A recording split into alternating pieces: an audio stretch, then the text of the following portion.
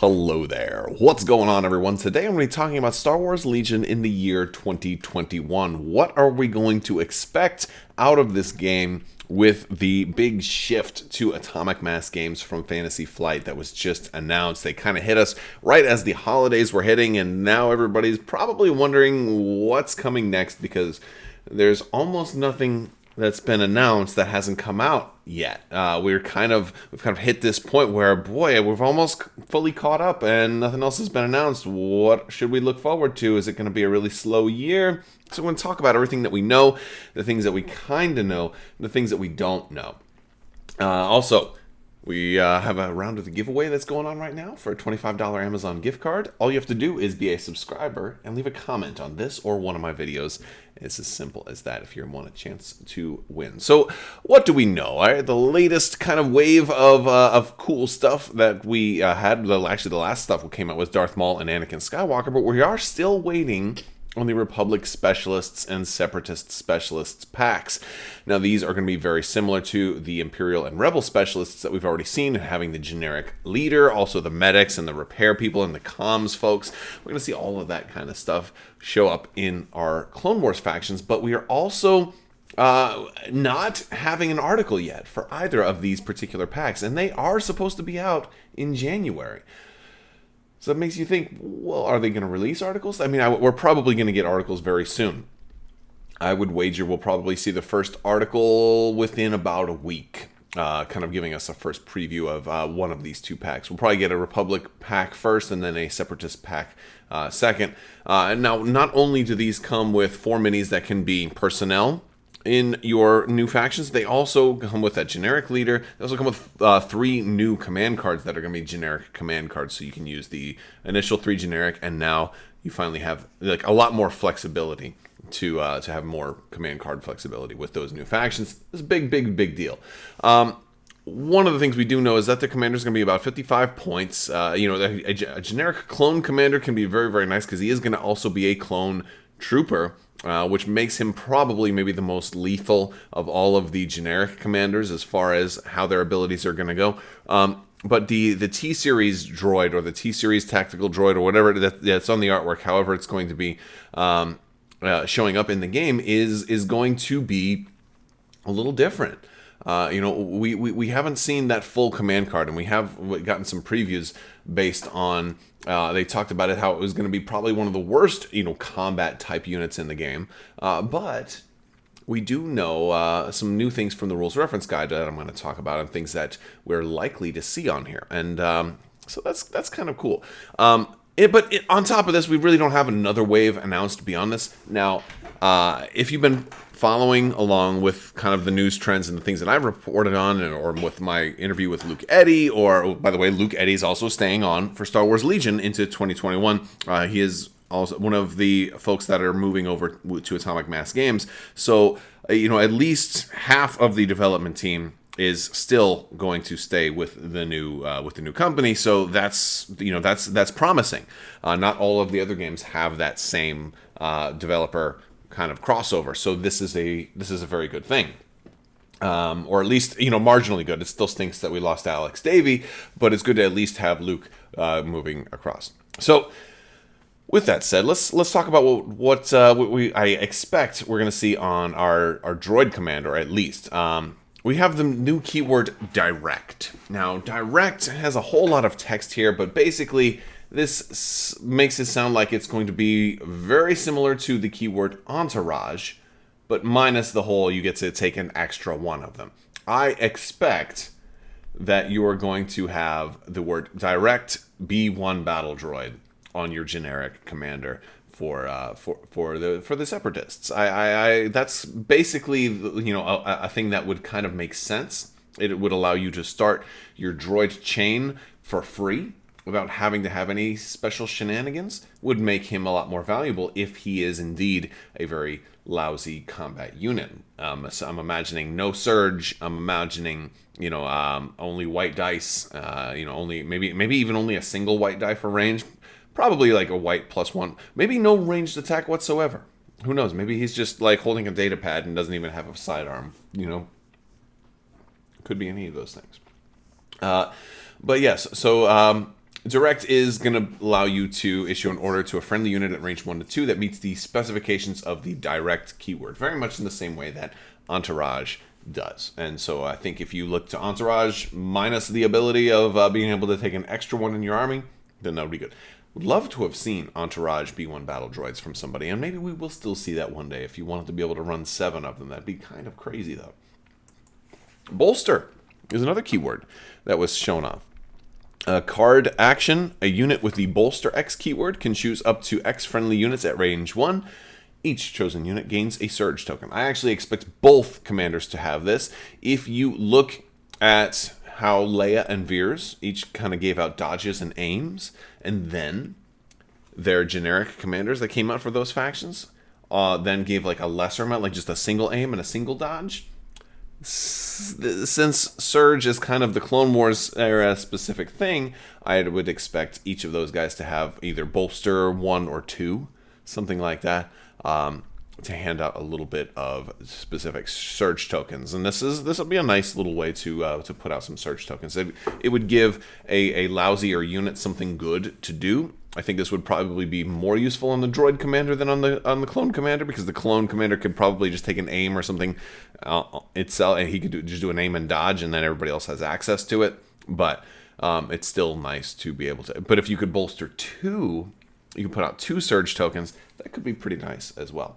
So this is something else that they teased us with in the last Rules Reference Guide update that we haven't seen this actually come out yet. So this is probably going to be on each of them. That's my guess.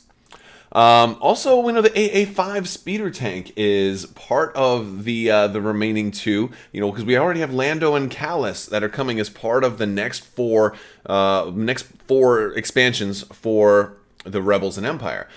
We know that there was going to be 2 Rebels and 2 Empire, and we knew that at least one of them was something that Luke Eddy said he hadn't seen anybody really beg for yet, and I'm guessing that this was probably this one, since I don't think this was ever on screen. I think this was actually just from one of the video games. We don't know much about it other than the name, and that it leaked during when Lion Rampant was basically had it listed, and apparently they shouldn't have, because it's since been taken down. But the AA5 speeder tank is going to show up. It'll probably be an enclosed heavy vehicle, making us wonder what the Imperial counterpart to this might be, whether or not they're going to go something really, really big, kind of like the Imperial Walker, or maybe go a little bit slower. But we have Lando and Callus coming out this year. Presumably the AA5 speeder tank and whatever else comes out with it will come out after that, probably a month or 2 after. I wouldn't be surprised if we see a little bit of separation.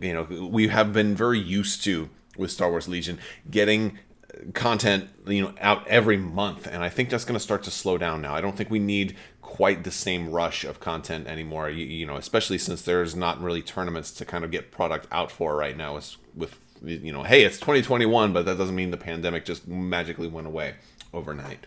So yeah, this is kind of cool. New heavy vehicles is very fun and exciting, although it might be a strain on your wallet, because the bigger the plastic, the more expensive it tends to be. So if you're a Rebel player or an Imperial player, and presumably the Imperial's going to get something big also, you start saving. That's my best advice to you. And another interesting thing, since I'm wearing a Darth Maul shirt today, and we have Darth Maul recently having come out, I feel like sub-factions have been talked about a lot. In my interview with Luke Eddy, he gave very, very little with sub-factions, other than just additionally confirming that it's something that's being worked on, and he hopes that we like the way that they've done it. I feel like maybe Darth Maul could be kind of the window into certain sub-factions, because I've talked about Dathomir as being one of the types of sub-factions that I would love to see. Dathomir, because they feel like, all right, maybe if they were to do everybody that we know of Dathomir, and I can think of an awful lot, like Asajj Ventress, Of course, you got Savage Opress over there. This was just a really cool piece of artwork, from the Clone Wars, rather. A really cool screen grab that I think captures a lot of what I'd like to talk about with sub-factions, because I think we're going to see something like that come. But Dathomir is one of those things where, like, okay, we've got Night Sisters, we got maybe Night Brothers, we've got the undead, the zombies, we got the archers, we've got Mother Talzin. I feel like you could have a whole faction of just them, but would they be their own faction, or would they be, something that works under the Separatist army, because Dooku was friendly with them for a while, so maybe they, look, not everybody, like Darth Maul, as we have him right now, is Episode 1 Darth Maul. That's before the Clone Wars officially started, so maybe they were a little bit more allied with the bad guys, and maybe it just makes sense for them to be Separatists, but if you're running all of them, maybe they get a bonus, right? Maybe it's something like that. Maybe it's something separate. I mean, look, maybe we're going to get complete individual faction starters. Maybe kind of like how Armada. If you guys follow my Star Wars Armada content, or if you guys follow Star Wars Armada at all, you'll know that they just came out with Clone Wars expansions, and now they have individual single faction starters, which is a really great idea. What if they start doing stuff like that for Legion? I think that's a possibility. That could be something that they do. And if they wanted Dathomir to be their own faction, that would be a way to do it. It'd be nice if some of the Dathomir stuff could also work with the Separatists. I mean, I would like for Darth Maul. I wouldn't want Maul to not be able to go to Dathomir. And if you look at Darth Maul's card, it doesn't say Darth Maul, it says Maul, which is kind of how he was known, which is pretty cool, because like Maul kind of works for however they want to do it. So and I think the same thing should work for somebody like Savage Opress. I think he should be able to work Dathomir. Also, if you'll notice, we've got a little Mandalorian back here, Pre Vizsla, right? We all want Death Watch, right? But Death Watch should probably be bad guys. But does that mean they're Separatists? Because they're kind of doing their own thing. And if you really look at Mandalorians, a lot of people are doing their own thing. So, like, are we going to see Mandalorians? Are we going to see Maldalorians? Are we going to see loyalists to Mandalore? Are we going to see, the Mandalorian himself? Because we know that they're working on stuff from the Mandalorian. Are we going to see Sabine? We've already got Sabine Wren, and we've got Clan Wren, so they're rebel allied. So are we going to see maybe a rule set that allows all Mandalorians to kind of team up into one faction? We've got Boba Fett, although he's not a Mandalorian, right? So it's like, I mean, there's so much cool stuff you can do. Jango Fett should definitely be a Separatist, though. I mean, he worked deliberately for them. That's my thinking, but then again, maybe if it kind of fuels a path to go a different way, maybe. And for the sake of the image, maybe we'll get Prince Zizor, or certain crime lords or syndicate stuff. I mean, because look, Maul went to go found Crimson Dawn, right? I mean, so it depends how far you want to take Maul, and and I feel like Maul kind of is connected to so many different sub-factions, but we already know that they talked about Gungans, and they already talked about Geonosians too. Those are some things that they would like to do.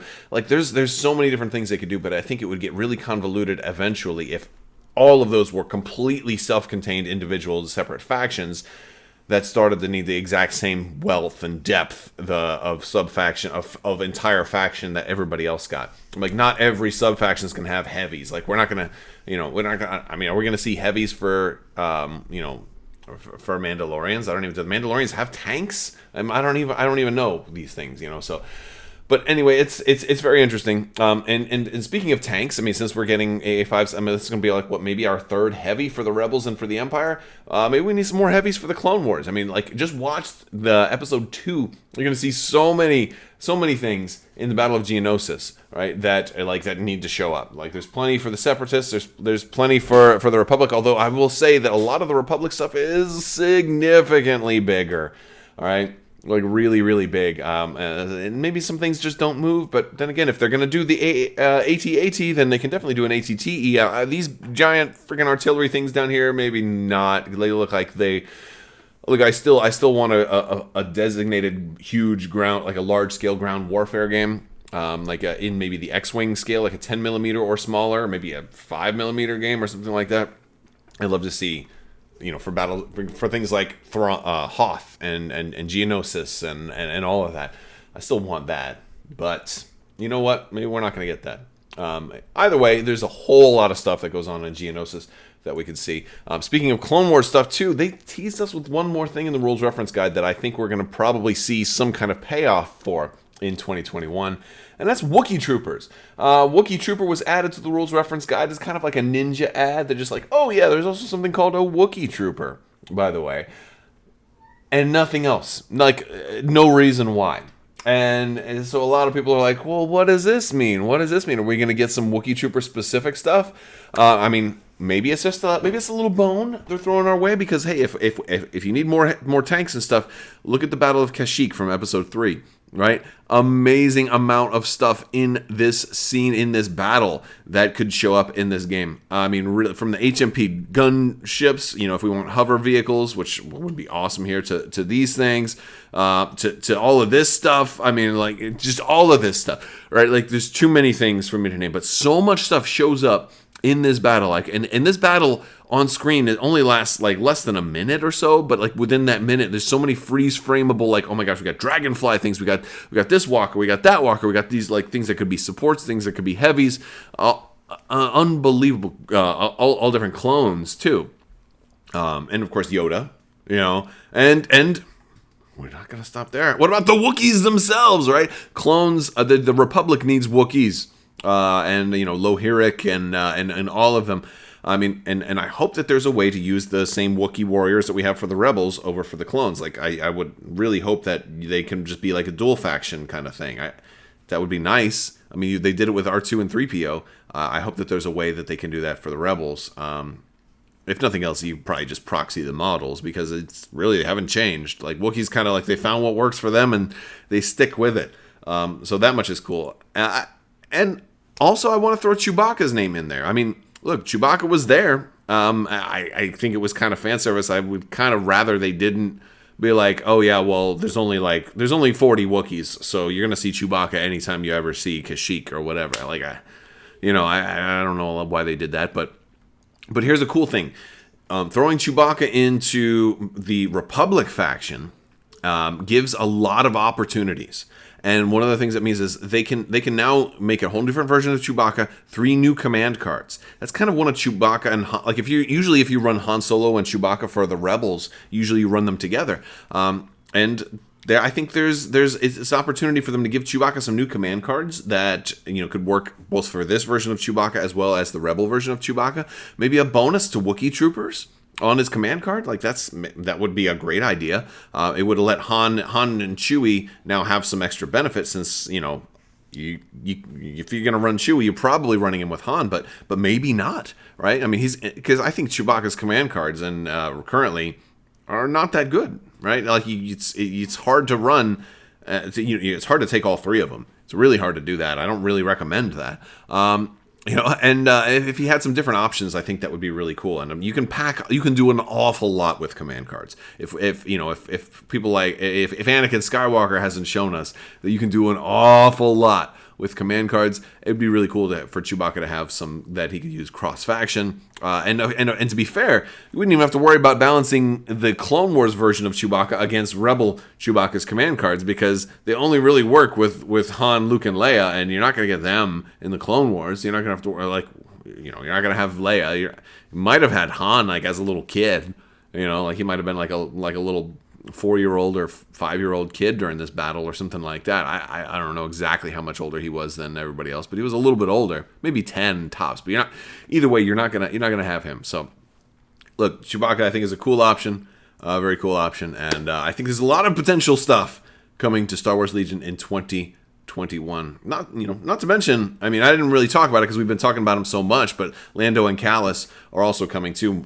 Hopefully more stuff from Star Wars Rebels, although I think they're really taking their time with Star Wars Rebels. I think it's going to be a while before we get everything. I still want more Inquisitors. I still want Kanan and Ezra. I definitely want all of that stuff too. I think we're definitely going to get that as well. And that's going to do it, guys. I want to thank you all so much for watching. Big thanks to my patrons as well. You guys are fantastic. Let me know what you think down in the comments section. Be sure to subscribe. Check out those extra links that we've got down there. You can get some merchandise, some t-shirts, some masks to help support the channel. I want to thank you all so much for watching. And as always, have a great day.